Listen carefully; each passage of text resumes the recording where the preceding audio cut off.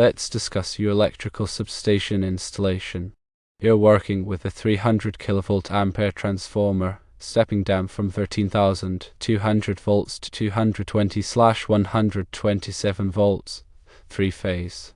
Your secondary nominal current is about 787.29 amps.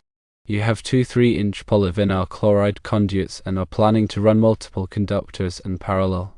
Your proposed configuration of 9 350 kcmil conductors for the phases, 3 350 kcmil conductors for the neutral, and 2 1/0 American wire gauge conductors for equipment grounding is acceptable given the situation. Conduit 1 will contain 6 conductors of 350 kcmil, 2 for each phase, and 1 1/0 American wire gauge conductor for equipment grounding.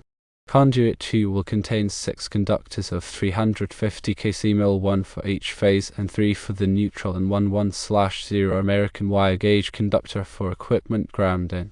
This results in a total of 9 350 kcmil conductors for the phase conductors, 3 350 kcmil conductors for the neutral, and 2 1/0 American wire gauge conductors for equipment grounding. The reason this configuration works is that the 350 kcmil conductors are typically rated to carry around 390 amps each. Since you are running 3 in parallel for each phase, the total ampacity is far above the nominal secondary current of 787.29 amps. The 3 neutral conductors will also have a sufficient ampacity rating for any unbalanced currents. Additionally, the equipment grounding conductors, being 1/0 American wire gauge, provide sufficient grounding capacity according to the National Electrical Code, or NEC. They are normally rated for 150 amps. Remember to double-check your conduit fill percentage.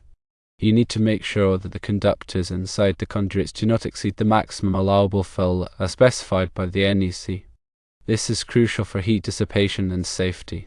Use appropriate conduit fittings and terminations to ensure a secure, reliable, and code-compliant installation.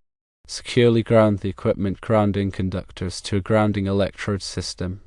This is essential for personnel safety and proper equipment operation.